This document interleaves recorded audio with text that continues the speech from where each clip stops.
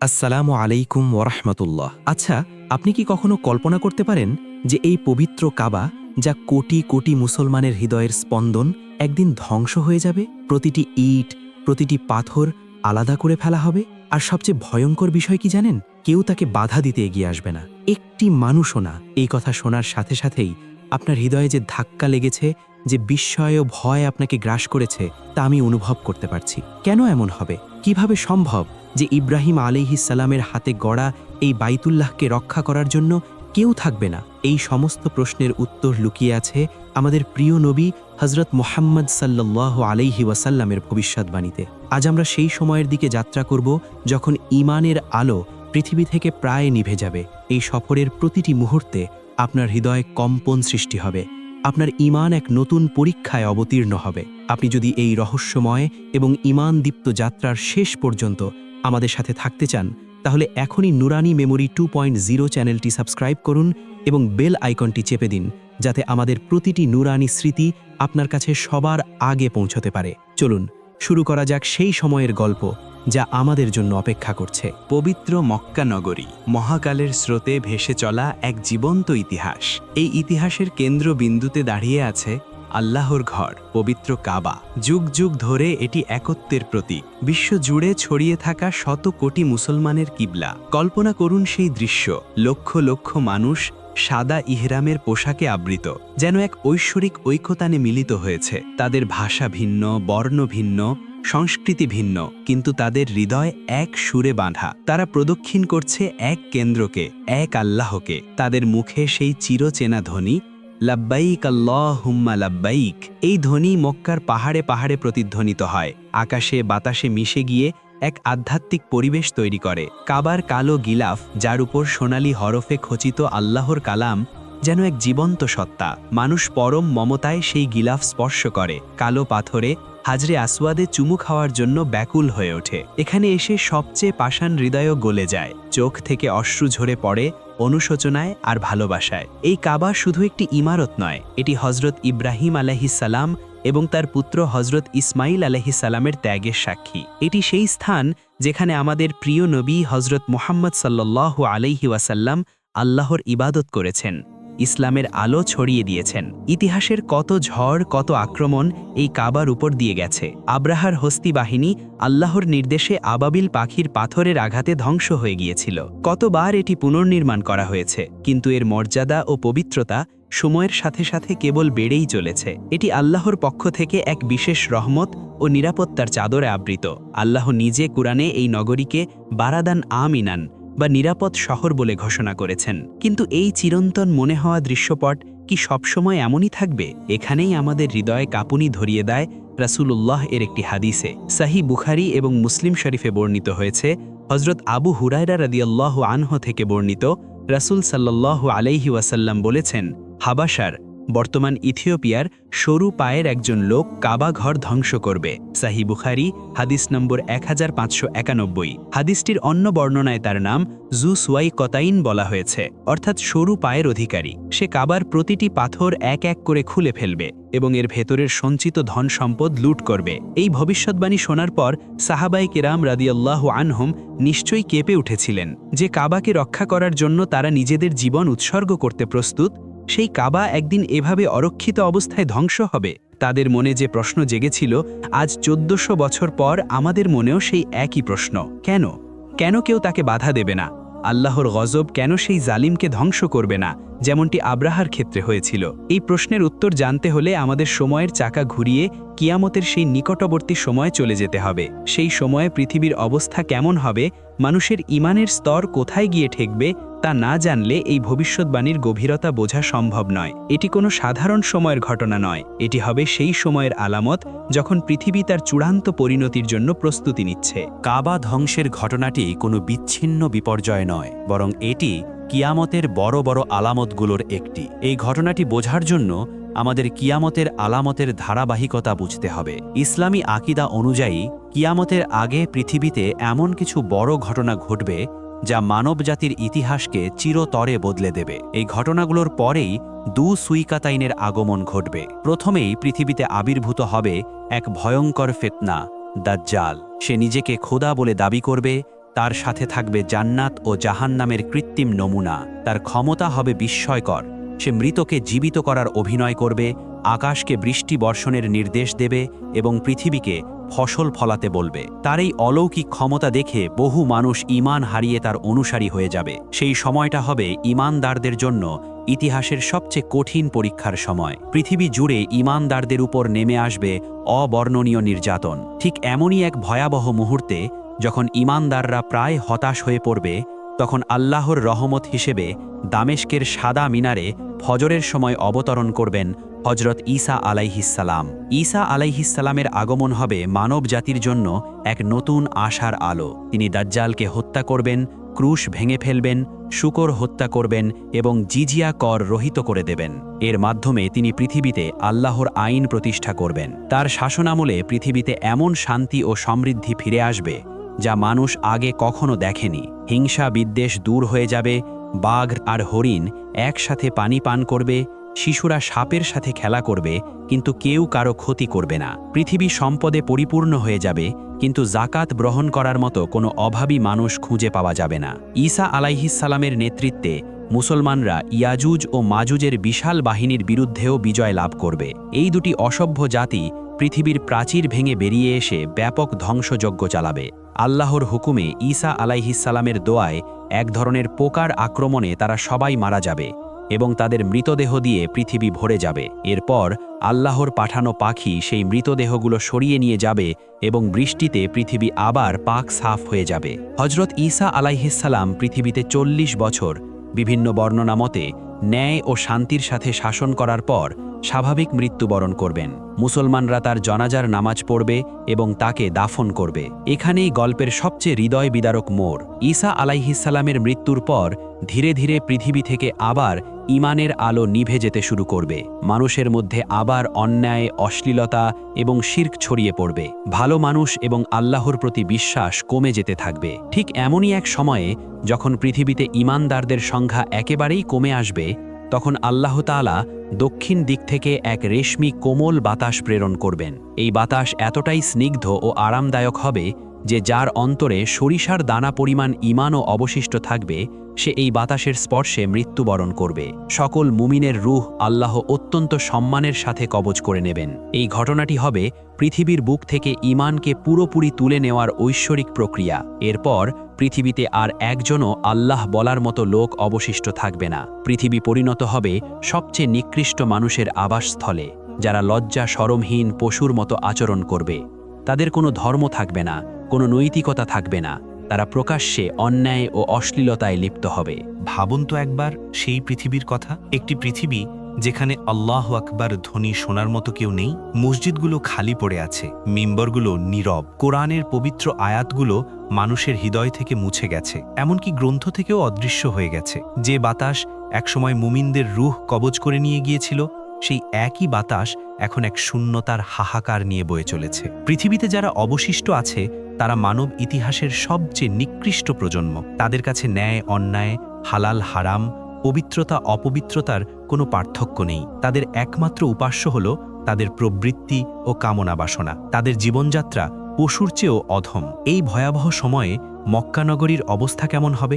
যে শহর একসময় লক্ষ লক্ষ আল্লাহ প্রেমিকদের পদচারণায় মুখর থাকত, সেই শহর এখন জনশূন্য, প্রাণহীন। কাবার চারপাশে তাওয়াফ করার মতো একজনও মুমিন নেই। লাব্বাইক ধ্বনি আর শোনা যায় না। জমজমের পানি হয়তো তখনও প্রবাহিত হচ্ছে, কিন্তু সেই পানি পান করে আল্লাহর শুকরিয়া আদায় করার মতো কেউ নেই। সাফা মারুয়া পাহাড় দুটি একাকী দাঁড়িয়ে আছে। হজরত হাজেরা রাদিয়াল্লাহু আনহার সেই ব্যাকুল ছোটাছুটির স্মৃতিচারণ করার মতো কোনো হৃদয় আর অবশিষ্ট নেই। পবিত্র কাবা তখনও দাঁড়িয়ে থাকবে, তার কালো গিলাফে আবৃত হয়ে, কিন্তু তার আত্মা অর্থাৎ বিশ্বাসী মানুষের উপস্থিতি হারিয়ে গেছে। এটি তখন কেবলই একটি পাথরের স্থাপনা, একটি ঐতিহাসিক নিদর্শন মাত্র। এর আধ্যাত্মিক গুরুত্ব বোঝার মতো কোনো মানুষ পৃথিবীতে নেই।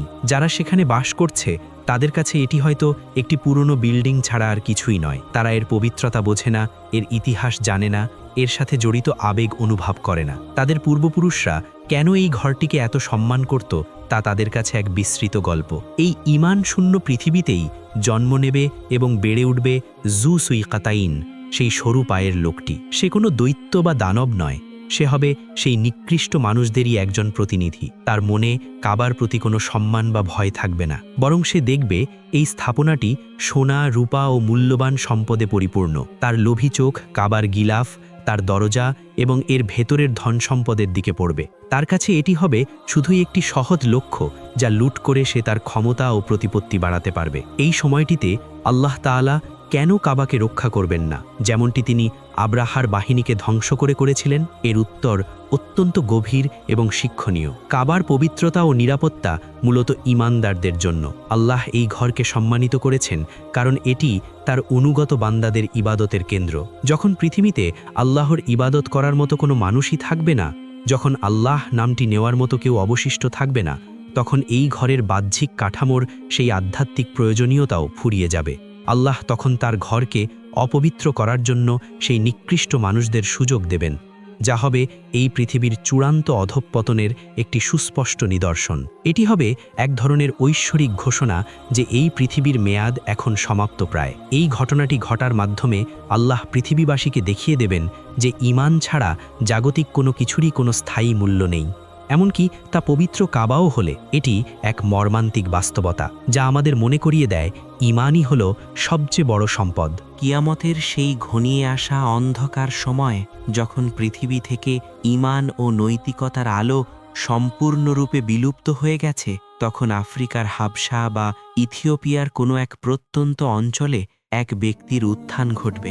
ইতিহাসে সে জু সুয়াইকাতাইন নামে পরিচিত হবে, যার অর্থ সরু পায়ের অধিকারী। রাসূলুল্লাহ তার শারীরিক গঠনের যে বর্ণনা দিয়েছেন, তা থেকে বোঝা যায় সে হবে কৃষ্ণবর্ণের এবং তার পায়ের নলা দুটি হবে অস্বাভাবিকভাবে সরু। সে কোনো বিশাল সাম্রাজ্যের অধিপতি হিসেবে আবির্ভূত হবে না, বরং সে হবে তার সময়ের প্রতিচ্ছবি, এক লোভী, নিষ্ঠুর এবং ধর্মহীন নেতা। তার চারপাশে জড়ো হবে তারই মতো একদল মানুষ। তাদের কোনো মহৎ উদ্দেশ্য থাকবে না কোনো আদর্শ।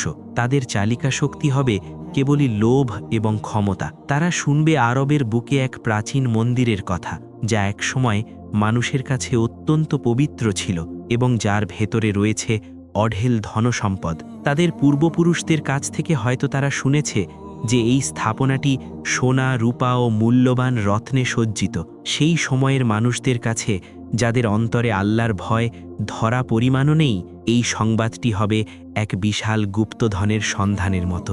জু সুয়াইকাতাইন তার ছোট কিন্তু হিংস্র বাহিনী নিয়ে মক্কার দিকে অগ্রসর হবে। তাদের এই পদযাত্রা হবে ইতিহাসের সবচেয়ে নির্লজ্জ এবং ধৃষ্টতাপূর্ণ অভিযান। পথে তারা কোনো বাধার সম্মুখীন হবে না, কারণ যে জনপদগুলোর ওপর দিয়ে তারা যাবে, সেখানকার মানুষরাও হবে তাদেরই মতো চরিত্রহীন। কেউ হয়তো ভয়ে তাদের পথ ছেড়ে দেবে, কেউ হয়তো তাদের লুটের ভাগের আশায় তাদের সাথে যোগ দেবে। কোনো জনপদ থেকে একটি প্রতিবাদী কণ্ঠও উঠবে না, কারণ প্রতিবাদ করার মতো ঈমানি শক্তি বা নৈতিক সাহস কারো মধ্যেই অবশিষ্ট থাকবে না। ভাবুন সেই দৃশ্য। জু সুয়াইকাতাইনের বাহিনী ধুলো উড়িয়ে এগিয়ে চলেছে। তাদের মুখে কোনো তাকবীর ধ্বনি নেই, আছে কেবল অট্টহাসি আর লোভের ঝিলিক। তাদের অন্তরে কোনো ভয় নেই, কারণ তারা এমন এক আল্লাহকে বিশ্বাসী করে না, যিনি অদৃশ্য থেকে সব কিছু দেখছেন ও নিয়ন্ত্রণ করছেন। তারা জানে না যে তাদের এই অভিযান আসলে আল্লাহী পরিকল্পনার একটি অংশ, যা এই পৃথিবীর সমাপ্তি ঘোষণা করার জন্য মঞ্চস্থ হচ্ছে। অবশেষে তারা মক্কা নগরীর দ্বারপ্রান্তে এসে পৌঁছাবে, যে শহরে প্রবেশ করার আগে নবীরা এবং আল্লাহর অলিরা বিনয়ে মাথা নত করতেন। যে শহরে এহরাম ছাড়া প্রবেশ করা যেত না, সেই শহরে তারা প্রবেশ করবে বিজয়ীর দর্পে, ঘোড়ার খুরের আঘাতে ধুলো উড়িয়ে। মক্কার পাহাড়গুলো, যেগুলো যুগ যুগ ধরে হজ ও উমরার লাখো কণ্ঠের প্রতিধ্বনি শুনেছে, সেগুলো সেদিন নীরব সাক্ষী হয়ে থাকবে এই অপবিত্র অভিযানের। তারা যখন কাবার চত্বরে পৌঁছাবে, তখন তাদের চোখে পড়বে একাকী দাঁড়িয়ে থাকা সেই আল্লাহর ঘর। তার গায়ে জড়ানো গিলাফ বাতাসে উড়ছে, যেন শেষবারের মতো বিদায় জানাচ্ছে। চত্বর জুড়ে এক ইয়েরি নীরবতা। কোনো তাওয়াফকারী নেই, কোনো সেজদারত কপাল নেই, কোনো প্রার্থনারত হাত নেই। জু সুয়াইকাতাইন ও তার সঙ্গীরা কাবার বিশালতা ও সৌন্দর্য দেখে হয়তো ক্ষণিকের জন্য অবাক হবে, কিন্তু পরক্ষণেই তাদের লোভ সেই বিস্ময়কে ছাপিয়ে যাবে। তারা দেখবে কাবার দরজায় কারুকার্য, গিলাফের সোনালি সুতোর কাজ, আর ভাববে এর ভেতরের গুপ্তধনের কথা। তাদের নেতা জু সুয়াইকাতাইন তার সরু পায়ে ভর দিয়ে এগিয়ে যাবে কাবার দিকে। তার হাতে থাকবে একটি কুঠার বা গাইতি। তার মনে কোনো দ্বিধা থাকবে না, কারণ তার কাছে এটি কেবলই একটি পুরনো পাথরের স্তূপ। সে জানে না যে সে ইতিহাসের সবচেয়ে নিকৃষ্ট কাজটি করতে চলেছে, কিন্তু এটাও জানে না যে এই কাজের জন্য তাকে বাধা দেওয়ার মতো একটি মানুষও আর এই পৃথিবীতে বেঁচে নেই। জু সুইকাতাইন তার বাহিনীর উল্লাসধ্বনির মধ্যে পবিত্র কাবার সামনে এসে দাঁড়ায়। তার চোখে মুখে কোনো অনুশোচনা বা ভয়ের লেশমাত্র নেই, আছে কেবল বিজয়ীর অহংকার আর লোভের উন্মাদনা। সে তার হাতের গাইতি বা কুঠারটি উঁচু করে ধরে। সেই মুহূর্তে সময় যেন থমকে যায়। আসমান ও জমিনের ফেরেশতারা নিশ্চয়ই আল্লাহর হুকুমে নীরব দর্শক হয়ে এই দৃশ্য দেখছিল। যে কাবাকে কেন্দ্র করে একদিন মহাবিশ্বে রহমত বর্ষিত হতো, আজ তা এক ধর্মহীন জালিমের হাতে ধ্বংস হওয়ার জন্য প্রস্তুত। জু সুইকাতাইন প্রথম আঘাতটি করে কাবার দেয়ালে। গাঁইতির আঘাতে একটি পাথর খসে পড়ে। বিকট একটি শব্দ হয়, যা সেই নীরব চত্বরে প্রতিধ্বনিত হতে থাকে। কিন্তু আসমান থেকে কোনো বজ্রপাত হয় না। মাটি দ্বিধাবিভক্ত হয়ে তাকে গ্রাস করে না। কোনো আবাবিল পাখি পাথর নিয়ে উড়ে আসে না। এই নীরবতা জু সুইকাতাইন এবং তার সঙ্গীদের আরও দুঃসাহসী করে তোলে। তারা এটাকে তাদের বিজয় এবং কাবার তাদের দৃষ্টিতে অক্ষমতা হিসাবে ধরে নেয়। এরপর শুরু হয় এক নারকীয় ধ্বংসযজ্ঞ। একজন একজন করে তার বাহিনীর সদস্যরা এগিয়ে আসে এবং কাবার দেয়ালে আঘাত করতে শুরু করে। তারা কাবার গিলাফ, যা কিসওয়া নামে পরিচিত, টেনে হিঁচড়ে ছিঁড়ে ফেলে। যে গিলাফকে স্পর্শ করার জন্য কোটি কোটি মুসলমানের হৃদয়ে ব্যাকুল থাকত, তা আজ ধুলায় লুটিয়ে পড়ে। তারা কাবার দরজা ভেঙে ফেলে, যা সোনা ও রূপা দিয়ে নির্মিত ছিল। সবচেয়ে হৃদয় বিদারক দৃশ্যটি হল যখন তারা কাবার প্রতিটি পাথর হানা হানা করে আলাদা করতে শুরু করে। হাদিসে ঠিক এভাবেই বলা হয়েছে, সে কাবার প্রতিটি পাথর আলাদা করে ফেলবে। হজরত ইব্রাহিম আলাইহিসসালাম এবং ইসমাইল আলাইহিসসালাম যে পাথরগুলো পরম যত্নে স্থাপন করেছিলেন, রাসূলুল্লাহ সাল্লাল্লাহু আলাইহি ওয়াসাল্লাম নিজে যে হাজরে আসওয়াদ স্থাপন করেছিলেন, সেই প্রতিটি পাথরকে তারা উপড়ে ফেলে।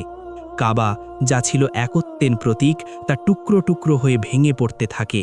তাদের উল্লাস আর চিৎকারে মক্কার বাতাস ভারী হয়ে ওঠে। তারা কাবার ভেতরে প্রবেশ করে এবং সেখানে সঞ্চিত থাকা সমস্ত ধন সম্পদ লুট করে। যুগ যুগ ধরে বিভিন্ন রাজা, বাদশাহ ও ধনী ব্যক্তিরা কাবার জন্য যে উপহার সামগ্রী দিয়েছিলেন, সেই সব কিছু তারা নিজেদের মধ্যে ভাগ করে নেয়। তাদের কাছে এর কোনো ঐতিহাসিক বা ধর্মীয় মূল্য নেই, আছে কেবল বৈষয়িক মূল্য। এই ধ্বংসযজ্ঞ চলার সময় কেউ কেন বাধা দেয় না? কারণ আমরা আগেই জেনেছি, পৃথিবীতে তখন কোনো ঈমানদার অবশিষ্ট নেই। যারা আছে তারা এই ঘটনাকে হয়তো একটি সাধারণ দস্যুতা হিসেবে দেখছে, অথবা কেউ কেউ হয়তো এই লুটের অংশ পাওয়ার জন্য নিজেরাই এই ধ্বংসযজ্ঞে যোগ দিয়েছে। তাদের কাছে আল্লাহর ঘরের কোনো পবিত্রতা নেই। আল্লাহ কেন হস্তক্ষেপ করছেন না? কারণ এই ঘটনাটি আল্লাহর ইচ্ছাতেই ঘটছে। এটি একটি নিদর্শন যা প্রমাণ করে যে পৃথিবীর আয়ু শেষ। যখন কোনো ঘরে মানুষ বাস করে না, তখন সেই ঘর পরিত্যক্ত হয়ে যায় এবং সময়ের সাথে সাথে তা ভেঙে পড়ে। ঠিক তেমনি যখন পৃথিবীতে আল্লাহর ইবাদত করার মতো কোনো মানুষই নেই, তখন ইবাদতের এই কেন্দ্রটিরও আর বাহ্যিক প্রয়োজনীয়তা থাকে না। আল্লাহ তার ঘরকে অপমানিত হতে দিচ্ছেন, কারণ যারা একে সম্মান করত তাদেরকেই তিনি পৃথিবী থেকে তুলে নিয়েছেন। এই ধ্বংসযজ্ঞ আসলে মানবতার অধঃপতনের চূড়ান্ত চিত্র। এটি প্রমাণ করে যে মানুষ যখন আল্লাহকে ভুলে যায়, তখন তারা কতটা নিকৃষ্ট হতে পারে। কাবার পতন মূলত মানবতার পতন, ঈমানের পতন। এটি একটি বার্তা যে আল্লাহর কাছে স্থাপনার চেয়ে ঈমানদারের মূল্য অনেক বেশি। যখন ঈমানদার নেই, তখন সবচেয়ে পবিত্র স্থাপনাও অরক্ষিত হয়ে পড়ে। পবিত্র কাবার ধ্বংসের সাথে সাথে পৃথিবী তার ইতিহাসের সবচেয়ে অন্ধকার এবং চূড়ান্ত অধ্যায়ে প্রবেশ করে। যে স্থানটি পৃথিবীর আধ্যাত্মিক কেন্দ্র ছিল, তার অনুপস্থিতি এক বিশাল শূন্যতা তৈরি করে। জু সুইকাতাইন এবং তার বাহিনী তাদের লুট করা সম্পদ নিয়ে হয়তো উল্লাস করতে করতে ফিরে যায়, কিন্তু তারা জানে না যে তাদের এই কর্মকাণ্ড এক অপ্রবর্তীয় প্রক্রিয়া শুরু করে দিয়েছে। কাবার ধ্বংস ছিল কিয়ামতের সবচেয়ে বড় আলামতগুলোর প্রায় শেষ দিকের একটি। এরপর পৃথিবী আর বেশি দিন টিকবে না। কাবার ধ্বংসের পরপরই কিয়ামতের সবচেয়ে ভয়ঙ্কর এবং সুস্পষ্ট আলামতগুলো প্রকাশ পেতে শুরু করবে। এর মধ্যে অন্যতম হল পশ্চিম দিক থেকে সূর্যোদয়। প্রতিদিনের মতো মানুষ ঘুম থেকে উঠবে, কিন্তু সেদিন তারা দেখবে এক অবিশ্বাস্য দৃশ্য। সূর্য তার প্রবিচিত উদয়ের স্থান পূর্বের পরিবর্তে পশ্চিম দিক থেকে উঠছে। এই দৃশ্য দেখার সাথে সাথে পৃথিবীর অবশিষ্ট সকল মানুষ ভয়ে চিৎকার করে উঠবে। যারা এতদিন আল্লাহকে অস্বীকার করত, তারাও বুঝতে পারবে যে মহাপ্রলয়ের সময় এসে গেছে। তারা সবাই ঈমান আনার চেষ্টা করবে, তওবা করার জন্য সিজদায় লুটিয়ে পড়বে, কিন্তু তখন আর তওবার দরজা খোলা থাকবে না। রাসূলুল্লাহ সাল্লাল্লাহু আলাইহি ওয়াসাল্লাম বলেছেন, পশ্চিম দিক থেকে সূর্যোদয় না হওয়া পর্যন্ত কিয়ামত সংঘটিত হবে না। যখন তা উদিত হবে এবং মানুষ তা দেখবে, তখন সবাই ঈমান আনবে, কিন্তু সেদিন তাদের ঈমান আর কোনো কাজে আসবে না যারা আগে ঈমান আনেনি। সহিহ বুখারী। এরপর জমিন থেকে উঠে আসবে এক অদ্ভুত জন্তু, যাকে কুরআনে দাব্বাতুল আর্দ বলা হয়েছে। এই জন্তুটি মানুষের সাথে কথা বলবে।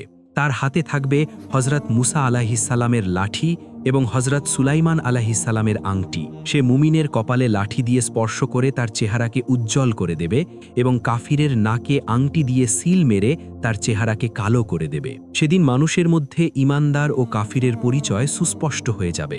এরপর ঘন ধোঁয়ায় ছেয়ে যাবে গোটা পৃথিবী।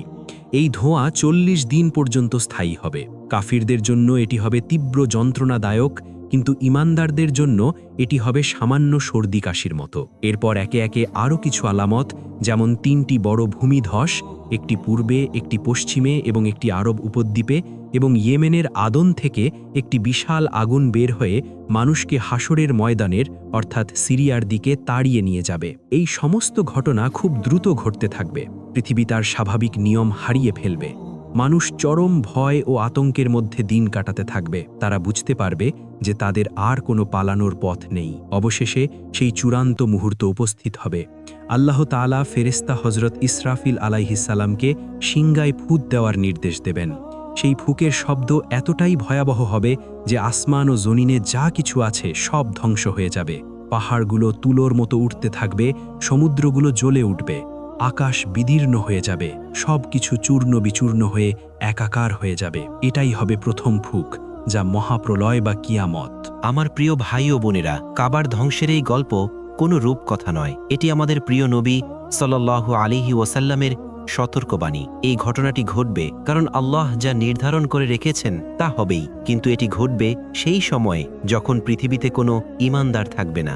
আজ এই মুহূর্তে কাবা সুরক্ষিত আছে। কোটি কোটি মানুষ তার চারপাশে প্রদক্ষিণ করছে, আল্লাহর কাছে ক্ষমা চাইছে, রহমত কামনা করছে। আজ আমাদের মসজিদগুলো আজানের ধ্বনিতে মুখরিত। আজ আমাদের হাতে কোরআন আছে, আমাদের অন্তরে ঈমান আছে। এই গল্প আমাদের ভয় দেখানোর জন্য নয়, বরং আমাদের জাগ্রত করার জন্য, আমাদের সময়ের মূল্য বোঝার জন্য। আসুন আমরা সেই নিকৃষ্ট মানুষদের অন্তর্ভুক্ত না হই যাদের সময়ে কাবা ধ্বংস হবে। আসুন আমরা আমাদের ঈমানকে এত মজবুত করি যে আল্লাহ আমাদের সেই ভয়ঙ্কর সময় দেখার আগেই তার কাছে তুলে নেন। আসুন আমরা কাবাকে ভালোবাসি, তাকে সম্মান করি এবং জীবনের প্রতিটি মুহূর্তে তার দিকে ফিরে আল্লাহর ইবাদত করি, কারণ এই কাবা আল্লাহর নিদর্শনের মধ্যে অন্যতম সেরা নিদর্শন। আল্লাহ আমাদের সবাইকে সঠিক পথে চলার এবং ঈমানের সাথে মৃত্যুবরণ করার তৌফিক দান করুন। আমিন। নুরানি মেমোরি 2.0-র সাথে থাকার জন্য ধন্যবাদ। যদি এই আলোচনা আপনার হৃদয়ে সামান্যতম প্রভাব ফেলে, তাহলে ভিডিওটি শেয়ার করে অন্যদেরও জানার সুযোগ করে দিন এবং আমাদের চ্যানেলটি সাবস্ক্রাইব করতে ভুলবেন না। আসসালামু আলাইকুম ওয়া রাহমাতুল্লাহ।